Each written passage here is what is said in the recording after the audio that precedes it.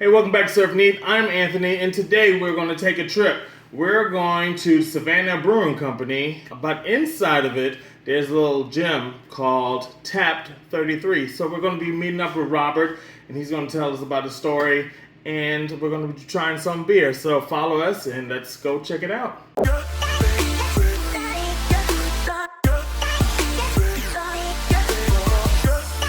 Okay, now we are inside, and why don't you tell us a little bit about yourself and what got you started and interested in brewing beer? Yes, my name is Robert Young. I am the owner of Tap 33 Craft Brewery. What got me started in beer, I was former military and I got to travel the world, and I fell in love with beer going to Europe. Okay. And I went to Germany and Prague. In Prague, I went to the Pilsner Urquell's brewery. And Pilsner is like a world famous beer. Every lager that we drink now is usually a Pilsner for a lot of American drinkers. But I had a Pilsner, unfiltered, unpasteurized, straight out the tank. And it was with the food there, and they paired it perfectly. Oh, nice. And that was like the moment where I was like, what is this? Like, this is amazing. But after going to Europe and coming back from Europe, I was like, I want to learn how to make this myself. And so I started homebrewing and made a couple batches, made a couple bad batches. And then I was like, I fell in love with the art of brewing beer. And I was like, okay, this is something. That's awesome. Now, I know that really in Germany, they have limits and regulations on a lot of their beer. So, and I'm not exactly sure how much craft beer is out there in Germany. Not much. I don't even know if there's any big craft breweries that are out there, because their Heinzgebot is the purity law that they have, right, where basically they say all beer must be made with the 4 ingredients of beer, and any adjuncts and stuff like that are not used in Germany. Belgians, on the other hand, they don't care. They'll use whatever. Okay. And so that's where the two different distinct styles, like, historically start to come through, because the Belgians didn't care about what they put in the beer. They would flavor it with anything. So you have really funky, creative beers that the Belgians make, and then you have very strict, historical, good, clean style beers that the Germans make. So the craft beer movement, I think that the Germans, and I'm not speaking for them, but I think that there's a movement of taste, especially the American-made styles, because the sours and IPAs are definitely American, and that's moving towards Europe, and they're adapting it, but I don't know if there's any like breweries there that are doing it. So something like totally different. Now, what is your very first beer that you ever tried to make? Oh my goodness, it was a blonde ale, a strawberry blonde ale. And it did not turn out good. No. Yeah, it was actually bad. It was real bad. I had this idea. I was like, well, I want something that's light body and refreshing, and I'm gonna make a blonde ale and put strawberries in it. And it got affected, and the strawberries, it didn't come out like into the beer. It was nothing. Like, it was a bland nothingness. Oh no. So, well, you gotta learn by mistakes and adjust afterwards. That is brewing to the T. You learn by your mistakes, and it's always something constant. And that's one thing I love about it, because it's never the same thing. Like, something could go wrong, right, and you have to adjust, and you have to like fix this hose or do this thing or tweak this ingredient because you ran out of that ingredient. And so that's the beauty of it. It always keeps you on your feet, keeps you moving. So nice. So out of the military, starting to do your own home brewing at home. Yeah. What made you really decide, hey, this is what I want to do for my life? Augusta, we are in a beer desert here in Augusta. And so I started home brewing, and I always had an entrepreneurial spirit, and I always wanted to do something for myself. And so I started loving the craft of making beer and realizing there's an opportunity in Augusta, because at that time we didn't have any craft breweries. Right. And so the moment I started thinking about that, of course, now they started popping up. But no, it's really love. But that was my initial push, because I looked at the opportunity that was here in Augusta, and as an entrepreneur, I wanted to seize an opportunity, Right. and try to put my name out there as doing something as well. Even culturally, put my name out there because there's not a lot of black people in this Right. industry as well. So, you know, I wanted to do something different than just, you know, a mom and pop restaurant or, you know, clothing store or something like that. And so I just saw the opportunity, and I wanted to put my mark there and do something. Nice. Yeah. Yeah. And then, as we spoke before, that we're actually at the Savannah Brewing Company here. What made you be a part of this or get into the Savannah Brewing Company to brew your own beer? Yeah, so that came about because the craft brewing industry in America, a lot of breweries are fighting against the giants of the industry. So the Budweisers, the Millers, Right. the Coors, because they have such a big control over the beer industry. So a lot of those craft brewers are kind of like a band of pirates, like trying to, you know, weasel our way into that industry and like, you know, make our own footprint. And so with that comes a lot of camaraderie, and I reached out to Savannah River just to come in and volunteer. And, you know, hey, I want to learn how to make beer in an industrial space. Okay. You know, because I'm doing home brewing 5-gallon batches. What does it take to do a 30-barrel batch? Right. And so I reached out to them. They had already known that I wanted to do this because the girl that just came in, and she actually used to run the home brewing store here in Augusta before it closed.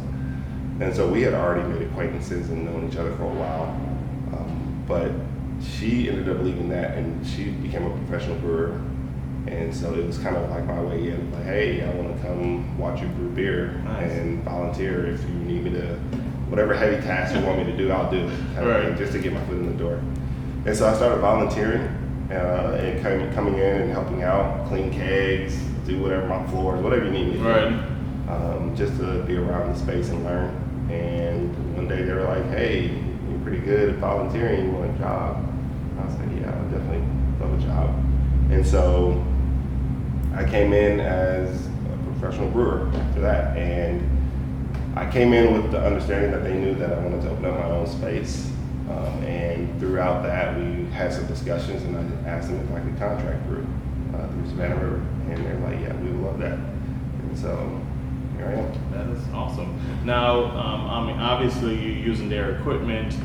Is it for you specifically a one-man show, or do you get to use some of their labor? Or Yeah, so Tap 33 right now is a one-man show as far as like the idea, the marketing, and everything like that.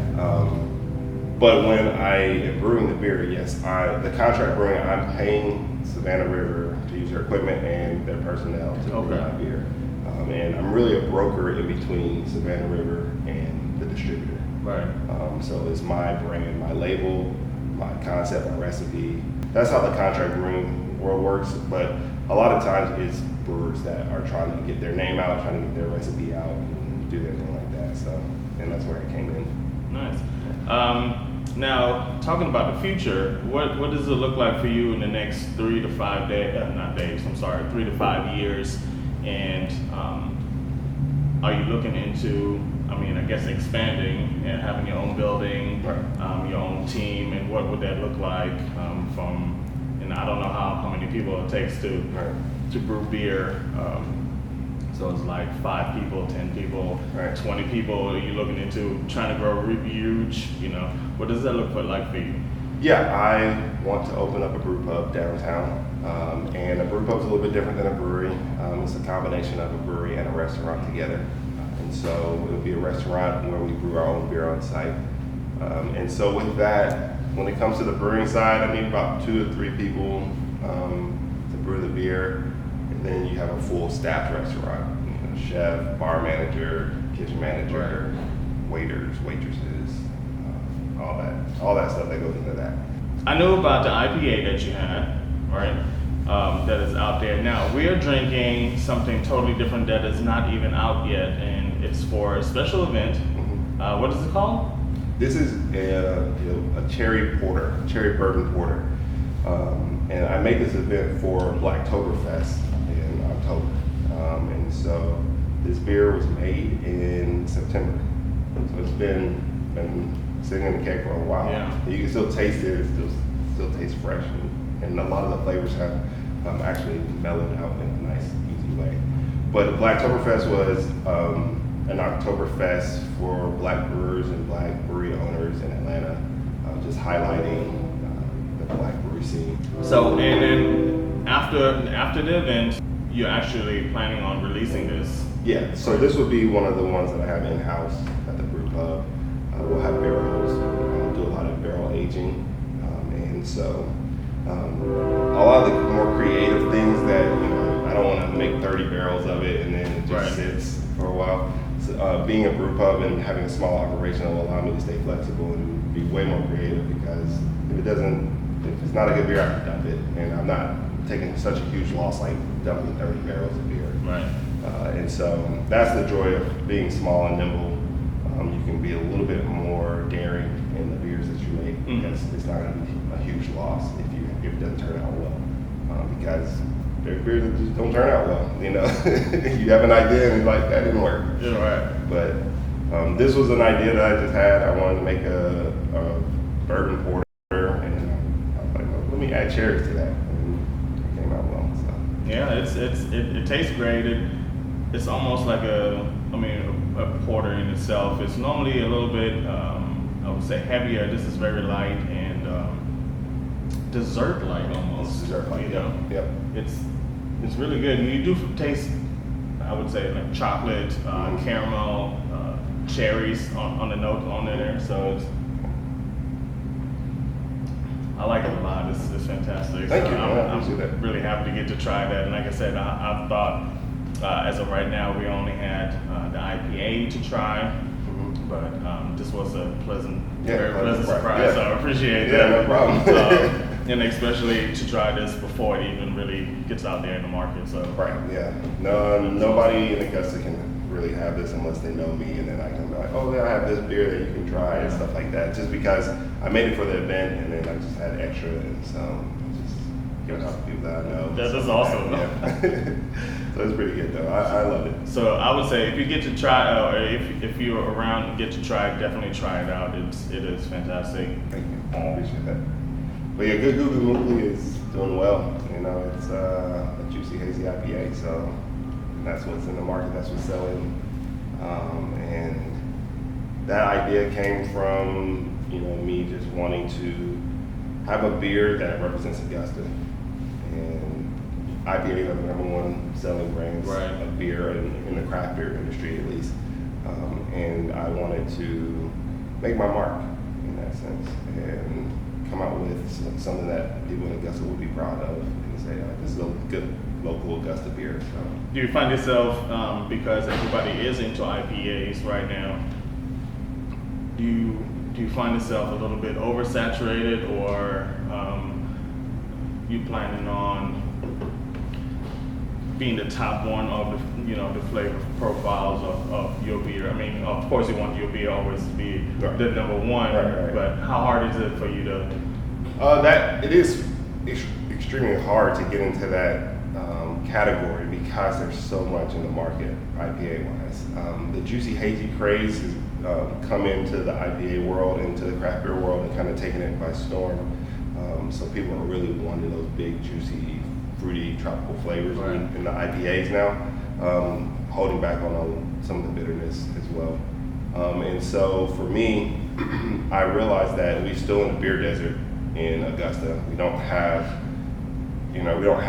30, 40 breweries in the area that people can just go try so many different types of beers. So I took another opportunity to say, hey, we don't have any brewery that's making a big, juicy, hazy IPA. Let me make one for the market here, because that's where my opportunity sits. It's making that. And so, yeah, I'm competing with other breweries that are making juicy hazies, but I'm not competing with any Augusta breweries. Local. Yeah. And so that kind of gives me a niche to get in there and make a beer that could sell well, because we don't have a local flagship of that yet. That was my idea. I wanted to make a beer that rivaled Tropicalia, because Tropicalia is like the #1 beer in this area for like juicy IPAs.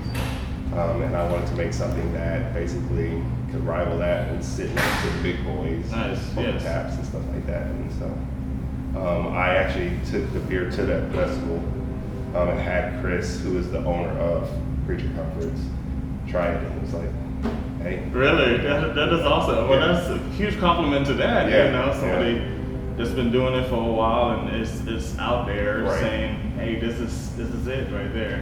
Now, are you already starting to plan for different types of beers in the near future? Oh, yeah. So I will be at the Augusta Beer Fest this year. This will be my first year as Tap 33 there, and I will be bringing other beers that I have in mind for flagship beers. And so, just to give you a scoop on it, I'm thinking about bringing a light lager, and then I have a brown ale called Sugar Mom's Brown Ale, and it's a brown ale made with brown sugar and vanilla. Nice. So a little bit different than the standard brown ale. It's a little bit sweeter, but we're in the South. We like the sweet stuff, and so I feel like it would play well with the Southern taste. Gotcha. Yeah, so. You were talking about earlier, and I don't know really that many people also of color, black people in the industry. Do you find it harder, or do you think it's harder for you to get stuff accomplished in this industry in particular than, you know? Yeah, for sure. I think that there's, I wouldn't say harder. I would say that when I walk into another brewery and I'm like, "Hey, I'm a brewer," and they're like, "What?" They kind of look at you a little bit differently. They want to ask a little bit harder questions versus they might ask somebody else that just says, "Hey, I'm a brewer." They want to make sure you know your stuff, kind of thing. And it's one of those things where I always tell people, the first time I met one of my lawyers, we had been talking over the phone. He's out of Atlanta. We had been talking over the phone, and my name being Robert Young, very white name, nothing like suspicious about that. So I go to meet him in Atlanta, and he's a big lawyer in the beer world. And he walks into the office, and he's like, "Oh," and I'm like, "Oh." He's like, "I wasn't expecting." I was like, "I know." He was like, not that it's a bad thing. He's like, "This is amazing." He was just like, "I just wasn't expecting that." You know, there's very few representation in this industry. I just got back from the Craft Brewers Conference in Nashville in May, and you know, you're talking about a sea of white people, and then you have like little specks of color in there, and so you know, it's just one of those things that, you know, it's not said, but we all know there's not a lot of representation, but I think it's coming.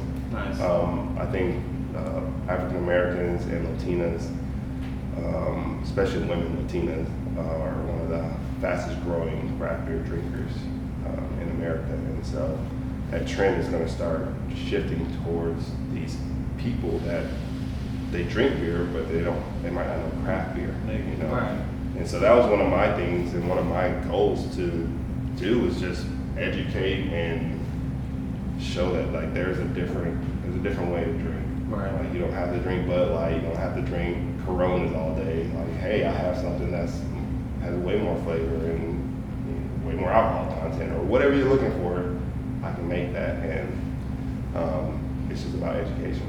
I think it's also awesome also because a lot of people don't, like, for example, minorities don't try different things because think they're not part of it, or they're not, you know, they're scared to try because they don't see anything as a representation. So I think that's very much true. I mean, I've had that happen here, where, you know, we'll have like a blood donation come in, and like the nurses are black or something like that, and they'll see me walking around. They're like, "What do you do here?" I was like, "Oh, I'm a brewer here." And they're like, "You're a brewer here?" And I'm like, "Yeah." And they're like, "I didn't know we brew beer." And I was like, "Yeah." They're like, "I didn't know that was a thing." And I was like, "Yeah, beer's a thing." Like, and so then they're like, "Well, what do you brew? Like, what kind of flavors is it?" And I'll like educate them on like, "Well, what are your tastes like? What do you like?" You know, kind of thing. Well, I have something for that. Like, tell me something that you like. Let me see if I can match it with something else. right. And even with my family, it's the same way. It's like they didn't know anything about craft beer until I started making beer. And now they're like, can you just make beer and give it to us? And I'm like, yeah, you can do that, whatever. Like, that's fine. Like, yeah. And so now my dad's like, I'll throw a party. You just bring some beer and like I'll get other people to like taste the beer because he's on his own journey of learning craft now. Nice. Oh wow. Because he didn't know about it. It was for him. It was like Corona's, Heineken, right, kind of thing. And so it's really cool to like get somebody on the journey and then like watch them kind of like get into it. Even my stepmom, she doesn't like beer at all, and she's like, "You're about to make me start liking beer," and I'm like, and she's like, "I don't want to like beer." No, for her, she's like rebelling so hard. She's like, "I don't want to like beer, but you're about to make me start liking beer," and I'm like, I mean, it's good, it's delicious, and so, and it's just about finding those flavor profiles for people that suit them, kind of thing. Yeah. So. I think it's crazy. Also, I deal a lot with alcohol also, and I find it that, and especially with black people, they like to drink the same thing and not venture out and try new and different things. And that's how actually really this channel got about, because we go out with my friends and they would only try, let's just say Patron, right, whatever. Hey, why don't you try this tequila? No, I only like Patron. Yeah. Well, have you ever tried any other one? No, I haven't, but I know I only like Patron. Right. You know, so we started recording in a basement. Yeah. Like, oh, let's try this tequila, and you know, this bourbon, kind of comparing it. That's how this whole thing got started. Awesome. Just to try different things and tell people like, hey, there's other better things out there than just that one thing that everybody knows, and you gotta try multiple things. I think so, man. And I truly believe that's like traveling sparks that for a lot of people, because you are forced to be in a place where you have to try new things, where it doesn't have the comfort of, you know, the McDonald's right down the street, or like, you know, the Colt 45 that's going to be at this, you know, the gas station that you get every day. It's like, okay, they don't have none of that, so I guess I could try the local food, or let's try the local drinks or something like that. And I think that does spark it. But if, like, let's say people can't travel, then it has to be through representation. It has to be through people like you, people like me, that are like saying, hey, there's something else out there. Try this. Just try it. You don't have to like it. Just try it. Right. And you never know. I grew up trying steak, and I didn't like steak, and we always got it like well done. Yeah. And then somebody says, hey, well, you know, try it medium. And I was like, no, I'm not gonna try it medium. And it's like, oh well, try it medium well. Try it. And I was like, oh, okay, well that's cool. And then I'm doing I don't know how you like your steak, but I tried it medium. I was like, oh man, this is good. And then now I'm going medium rare, and I really like. Now anything afterwards, it's a little bit too much for me. Yeah. I'm medium rare, medium. Like that's what I said, right there. But the flavors and it's so much more flavorful. And it's softer and just a lot nicer to eat. But people are sometimes so confined in what they know, they don't want to change or try different things. Exactly. You know? And If I tried Budweiser all the time, then I would have never came here. I would have never sent you a message. I would have never got to try this, which is absolutely delicious. You know? Yeah, no, I agree, and that's my mission, and I love meeting somebody that's like, oh, I only drink this.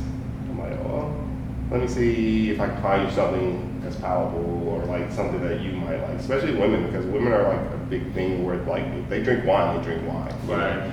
If they drink, you know, spirit, they're gonna drink that spirit. And they're like, I don't touch beer. Beer is like, that's disgusting. You know, it's like, it can be, but there's so many different styles, and there's so many different flavor profiles. Let me find one and introduce you to something that you might not know existed. For example, the saison that you're making, it's more of a wine type of feel to it. It is, yeah. So that's almost an introduction from wine into beer. Into beer, exactly. And that was the goal behind it, because I take my saison and I put it on pears, and then I put it in oak chips soaked in Chardonnay. And so it brings in those tannins from the oak chips that create that wine, like tannin like. But then there's the funkiness behind it, which is saison a little bit more funky. But then the pears add a little sweetness to it. And so when it's rounded out, it's a beautiful beer. And somebody that is a wine drinker can appreciate it a little bit more, because it has so much complexities to the flavor profile of it. And so that's what I'm trying to do. I'm just trying to convert one person at a time into the craft beer world and expose people to different things that they've never tried. Because then it starts a conversation between cultures and between, identities and personalities and stuff like that. So it's not just about beer for me, but it's more so, hey, let's exchange.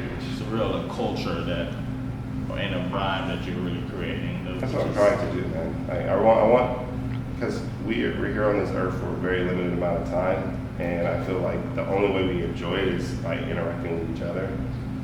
But that interaction has to come through us sharing ourselves with the other person. And hey, this is what I like. That's what you like. This is what I think. This is what you think.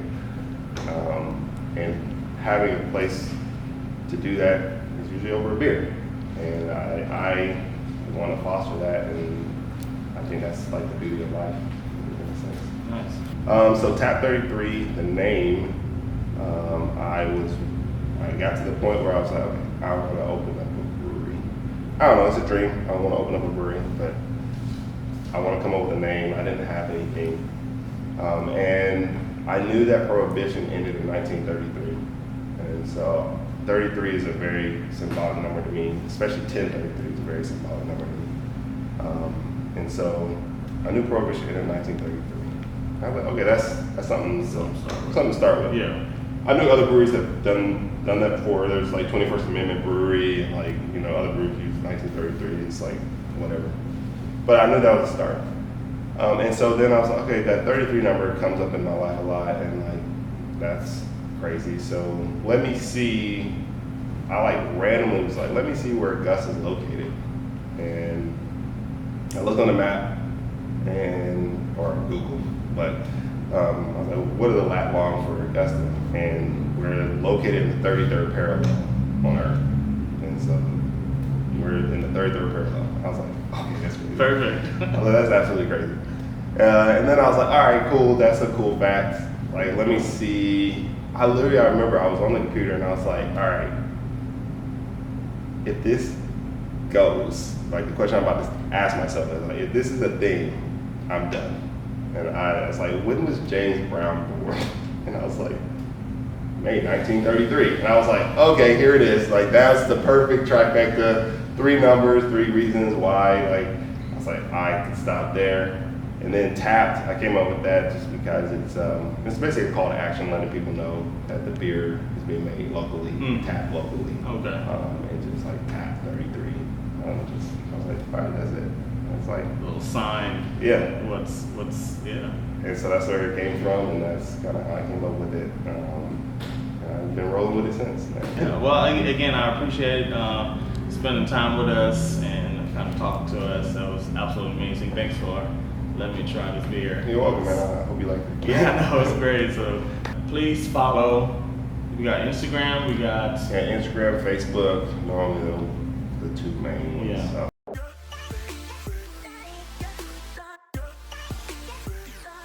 So definitely come support. Get the beer. Again, fantastic. So thank you very much. Thank you, man. I appreciate it. Yeah. I appreciate it. Yeah, and as always, service needs.